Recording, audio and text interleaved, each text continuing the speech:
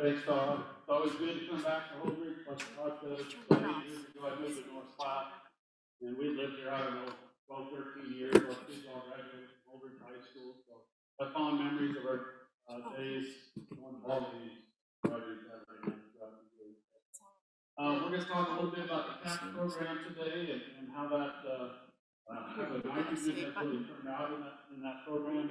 It really ties in well with what Todd just talked about with UNL nitrogen calculator. So I'm going to talk about that in a little bit as well. Todd's got a box here for me. I'm supposed to stay inside the blue box. That's going to be really difficult. I like to move around a little bit when I talk. Todd's probably seen me talk before, but don't let me fall off to get to the stage here. It reminds me to do not problem. All right, thanks, Todd. So we'll go ahead. I'm not going to talk a lot about the program. I was here a couple of years ago talking about the TAPS program. I want to talk more about the results today. We do want to share a few slides. These are participants from this last year, 2021. We do have a couple of locals that are competing in the TAPS competition. Ron Robinson, Van Alma, Scott Jewett. Who else we got here? We got Curtis Ewing, Pat Mountain, his team of Tri-Basin Water Watchers. Marlon Murdoch's a past participant. So we want to recognize our sponsors as well. We did get a pretty sizable NRCS Conservation Innovation Grant about a year and a half ago. That's helping us be able to expand TAPS within the state and other states as well. We have quite a few banks that just give us some money in addition to our Natural Resource District and Central Nebraska Public Power Irrigation District. You see Lower Republican, NRD, Upper Republican, Tri-Basin, Middle Republican, Central Platte, NRD, Corn Board, Sorghum Board, and the U.S. Sorghum Checkoff have been very good to us as well. See quite a few seed companies up there providing seed for the participants to plant. And then down along the bottom, we'll talk about some of the technology here in a little bit, but really been great because they pretty much just donated the technology to the participants to be able to try it in a controlled setting before somebody would maybe invest in the technology on their own farming operation. So without our sponsors, we wouldn't have much of a program. Kind of our milestones. This was our 5th season, so we're done with 5 years now. Started out in 2017 with 1 competition. So I'll talk fast before my slide moves on to the next slide. We are now up to 3 competitions, over 160 participants, 5 states represented, and 15 technology or service providers currently in North Platte. There is a competition, a winter wheat competition out at Sydney. A couple competitions down in Oklahoma, one on irrigated corn, one on cotton. So if you want to grow cotton, be a cotton farmer, you can participate in that one. And a couple other states, Florida, Texas, and Colorado, are all considering adding competitions in the next year or so. So we do give out the 3 awards. Most profitable, we keep track of all the input costs, all the expenses, cash rent, or return to the return on investment. If you own the ground, either way, it's about the same. All the machinery costs, herbicides, insecticides, that's all included in there. And then the participants tell us how they would market their grain on that simulated 3,000 or 1,000 acres. And we keep track of all that, give a check for $2,000 for the most profitable. We do the highest input efficiency, that's a check for 1,000. You see kind of a complicated formula up here, but really all it's doing is looking how much grain or how many bushels did you get over and above what the control plot got. And the control plot gets no water and no nitrogen. So what did you put on that got additional bushels for that? And then down on the lower left is how much of the irrigation water you applied actually was taken up and being utilized by the plant. And on the lower right, how much nitrogen you applied to your plots was actually taken up by the plant as well. We did give a check for greatest grain yield, recognize that. And that's been really good for us the past 5 years, because many years our high yield is also our most efficient yield, or within a few bushels usually. So great learning experience there. So this past year we had our kickoff meeting in March. You could start marketing the end of March. April, it started raining, and we put nitrogen on, got the seeds planted in late April. You see the markets going across there on the top, and towards the end of the year, quit irrigating in September, and harvested, I think it was the last day of October, if I remember right. Did have a couple field days down there, our TAPS field day in June. That was kind of a fun event this year. We had agronomic Olympics, so our participants we timed to set cycle tubes. Also had a weed ID contest and a few other fun activities as well. We ate lunch and then we went out and had a golf tournament. So this is the technology available. We've got several imagery providers, satellite imagery. We've got a plane that flies over every couple of weeks. You see lower right, we've got drone footage. We've got 2 companies now that provide drone imagery for each of these plots, so you can look and see what your plots are looking like compared to the neighbors. We have a couple weather stations at the field edge, so you can pull up on your phone what kind of rainfall we had in North Platte the night before, what the DT was the previous day, and things like that. Everybody gets a soil moisture monitoring device or a plant sensing device to tell if the plants have enough water. I don't want them to become stressed and reduce yield. We do some soil and plant sampling and scouting throughout the season and take some photos of the plots. Some of our participants are a couple hundred miles away, so it's not like they're going to come and look at the plots once a week. So we provide those photos to kind of keep them up to what's going on there. So our rainfall this last year, a fairly normal year for us, maybe down just an inch or so from our average.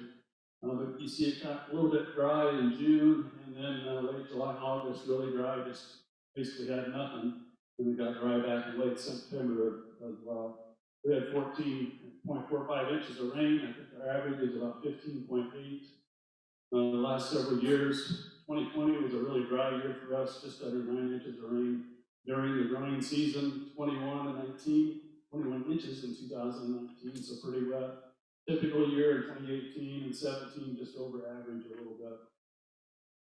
So we'll focus on the subsurface drip irrigated corn competition. You see the participants there. We do have 3 replications of these plots, and they're about 140 feet long. And then once you take off outside 30 foot or so, just because they're nitrogen applicator, it takes a while to get ramped up.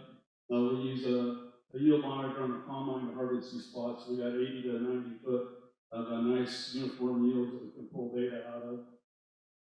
We do have the participants get a selector hybrid and receiving rate, and we also plant a reference hybrid within that plot as well. So we've got six rows of the participant hybrid and 6 rows of the reference hybrid that's the same for all the plots. We want to take a look at that as well. Okay, this is the seed that was planted on the SDI. You can see the bars. The color of the bar indicates which company, so the kind of the reddish is Pioneer, yellow is Channel, and on down the line. The left-hand side, the bars tells you how many seeds per acre they planted. So we started our low was 28,000 up to about 34 or 5. And then the dots would be the right-hand part of the graph there, hybrid cost per acre. So that includes what it costs for a bag of seed with all the discounts and everything. And then also the seeding rate included due to cost. And that ranged from about $84 up to about $117 per acre seed cost. This is the nitrogen that was applied. Plot 9 is our UNL managed plot, control plot that gets no water, no nitrogen. We had one participant that was all excited about participating, and then just, I don't know if he fell off the end of the earth or what happened, but didn't put any water or any nitrogen on there either, so I guess we had 2 control plots. Other than that, nitrogen ranged from 120 up to 260, and the colors going up the bars is your pre-plant side dress, and then 4 fertigation applications. So irrigation on subsurface drip, the low is 1.60 and the high was 17.7. It still kind of shocks me every year that we have that much of a range within the same field. It's not like these fields are scattered out over multiple counties. This is the same field. We get the same data, same rainfall. It's all the same hybrids planted the same day. And we still have a huge range in terms of how much water and how much nitrogen is applied to these fields. So we'll start looking at the results. Really pretty good year for our subsurface drip. Top yield this year was 311 bushels, so that's a new record for us in our Phelps competition. You know, even down 260 and above, that takes in most of the farms. You see plot 15 didn't do very well with no water, no nitrogen. Actually 10 bushels less than the control plot, so that's probably a function of the hybrid wasn't able to handle that stress. The control plot, the reference hybrid did a little better than the hybrid they selected. But 2 2 farms did 311 bushels per acre. Now kind of a shocking part. Okay, so Brian Knitzer and his agronomist or seed guy Matt Furlong selected a C-Tech hybrid, 32.5 on the seeding rate. He used a Syntec Grow Guru sensor, 135 pounds of nitrogen is what they applied. And I know Curtis is in the audience and he calls me out on this. 22.5 additional pounds of nitrogen with the ammonium phosphate that we put on beforehand and the starter fertilizer, 1034O. 135 pounds plus 22, we're looking at 157 pounds of nitrogen, 311 bushels. How many do you think that's way too low? Nobody? Oh, come on. You smile, you don't have to raise your hand. If you want to just smile or wink at me or something, that's fine. If you think that's too low, I think it's too low. I don't know what you think, but 3 replications, actually the reference hybrid was just under 300. So this hybrid did a little better than the reference hybrid. 311 bushels with 135, 157 pounds of nitrogen and 9.3 inches of irrigation water. Farm 3 also had 311 bushels, planted a Pioneer hybrid, 32,000 seeding rate, crop X sensor, 260 plus the 22.5, so 280, 283, and 17.7 inches of water. So 2 ways to get the same yield. And my question for you is, where would you rank within that range? Would you be down on the low end? Would you be on the high end? Would you be somewhere in the middle? So give you something to think about. I'm not going to ask you to shout out where you would be at, but just something to think about. So I did this last night by doing the nitrogen calculator. I went back to the data that we had a year ago at this time. We provided soil test data. So we had 2.8% organic matter on that field and about 40 pounds of residual nitrogen down to 32 inches. Back in March, corn was about 440 cash, and nitrogen for our budgets was about 40 cents a pound. So what do we double that? At least double our nitrogen costs now. But at that point in time, a year ago, 250 bushels, our UNL nitrogen calculator said the recommended rate is 164. And then the rate adjusted for price of corn and cost of nitrogen would be 181. So what that tells me is our UNL nitrogen calculator is probably on the high end. Okay, because we're recommending at least 164 pounds, and we showed 150 or so did just as well.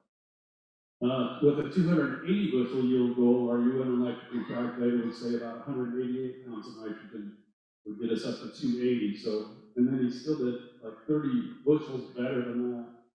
So I pulled up these other plots here, plots 1, 4, 6, 9 was a control plot that just got that 22.5 pounds of nitrogen. Even with no water, nitrogen still got 150 bushels. Okay? No additional nitrogen other than the ammonium phosphate and the starter fertilizer, 156 bushels.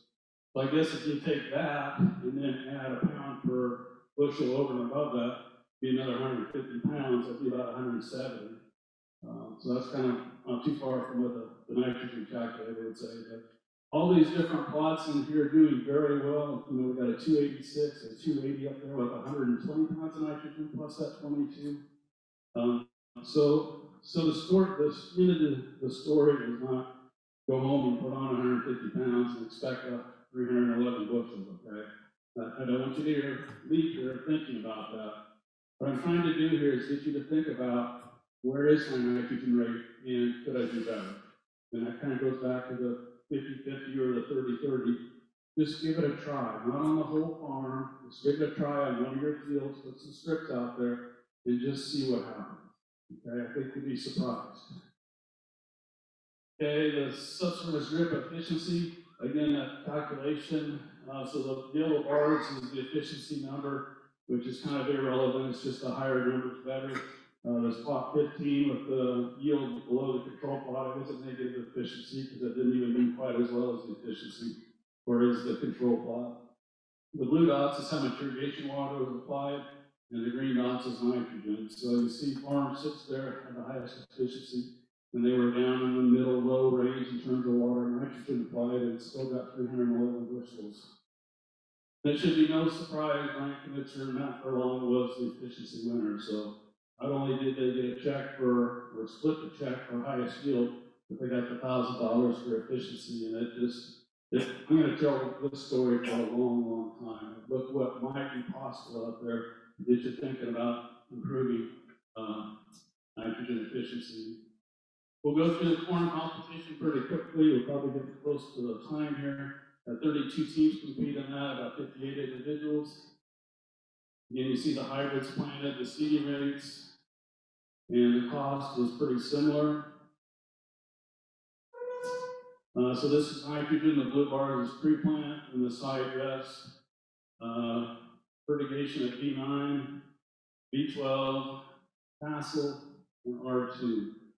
So 105 to 290, 185 pounds difference in how much nitrogen was applied in these plots. Again, that just amazes me from year to year.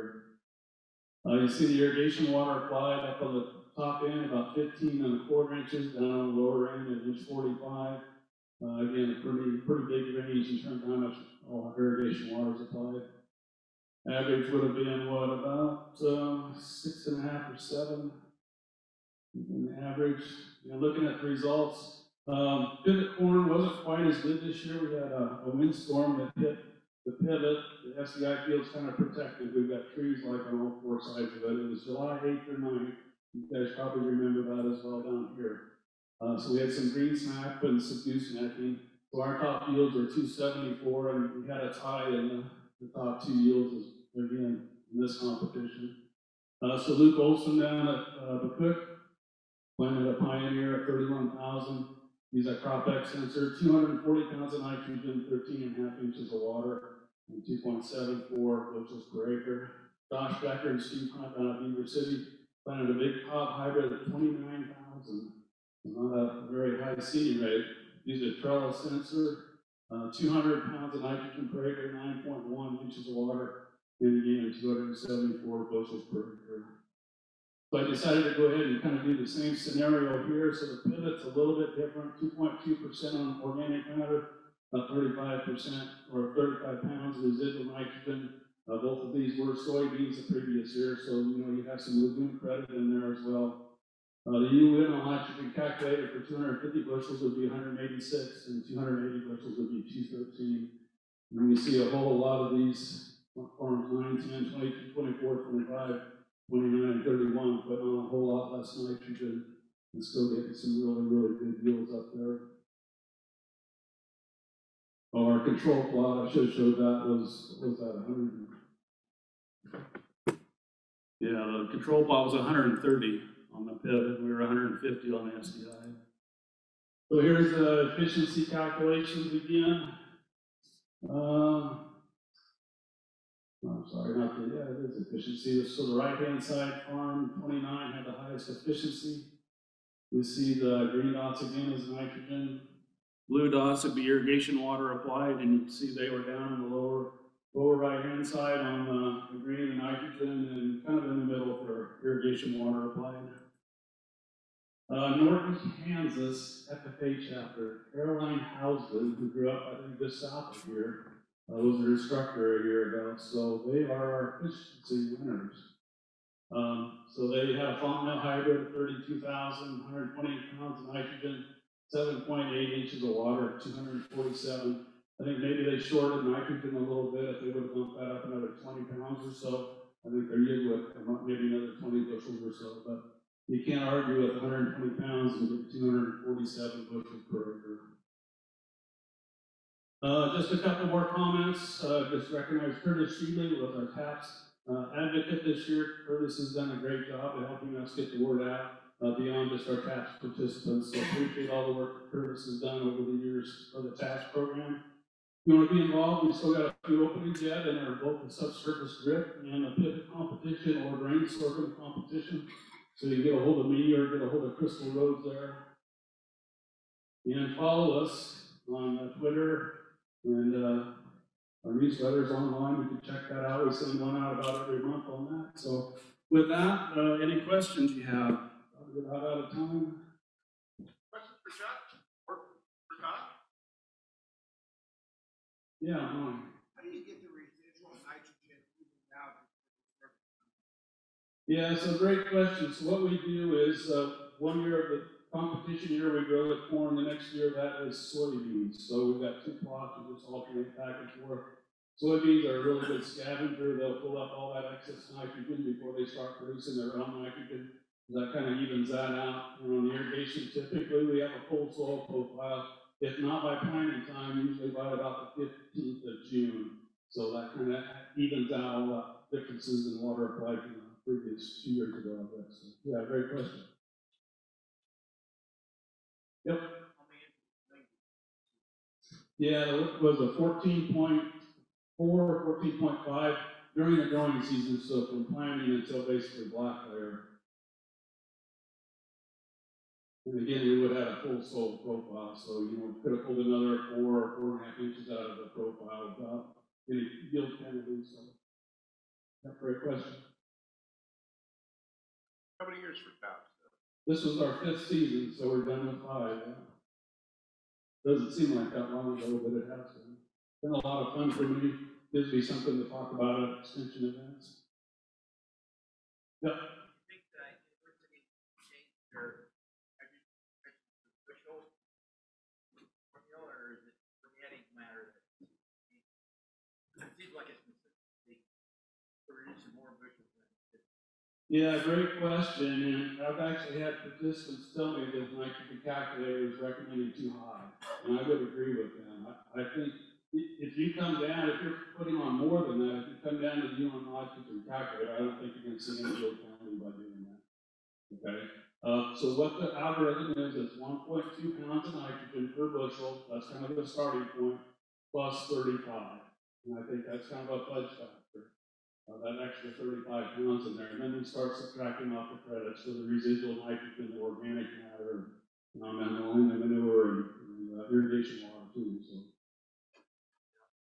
And things that part of the manure management team and also the soil side, universities trying hard to try to address this, and we're going to be the first to say we know positively we're not absolutely correct every year, every moment. So that's where we think the on-farm research helps us, because it helps us be able to identify. There's only 4 states in the U.S. that account for organic matter in their nitrogen recommendations. You go to the Eastern Corn Belt, they don't even account for organic matter. But we think that it's being a good steward to take account for that, because it's fertilizer that's available for the plant. So, and we get it on both sides. We have people that say we're too high, we have people that say we're too low on it. What we're trying to do is be as accurate as we can be on making the recommendations. Kansas State has also changed. This has been a change. This nitrogen calculator has tried to adjust and put some of those things in, because the other issue is not just how much you're putting on, but when are we putting it on. And that timing is so helpful when we can take advantage of. There's not as much fertigation done in Kansas. I know I was at a meeting where they were talking about, and we are so much blessed with the people here that are part of helping make that happen, that we can put that fertilizer on as the plant is needing it. We're gaining efficiency, huge efficiency, and we're also finding that maybe some of those applications can be on a little bit later. And I think that it used to be that we said, well, you want to make sure you had it on before tassel, or now we're finding probably you can go to that R1, R2, and still have, in that silking period, you still have an efficiency factor to put that on there. So yeah, I guess I'll say we're trying. I mean, even nitrogen on manure, we're thinking it's more available than what we initially thought that first year. So this nitrogen calculator, the algorithm was based on years and years of research all across the state of Nebraska. When I was here probably 15 years ago, who's the pioneer dealer just about a mile or so west of home? I can't remember his name right now, but we had plots on his farm. What's that? Yeah, Gordon's boy, who's Jeff Thompson's, where we had some plots here in Phelps County, like I said, 15 years ago. So there's a lot of research history that goes into this algorithm. And I truly think there's a fudge factor in there, and to me, there has to be a fudge factor, because some areas of the field have a little bit higher organic matter, maybe a little bit higher productivity, and other areas of the field are not, not consistent soil clear across the field, so. I think that's why that's in there, and I think we can do better than that. I've seen, the task participants do better than that, so, something to think about. I see John's ready to pull the mic for me. I do need to leave here in a few minutes, so I'll be off the side. If you have any questions, I'll stick around for a few minutes, and great seeing everybody again.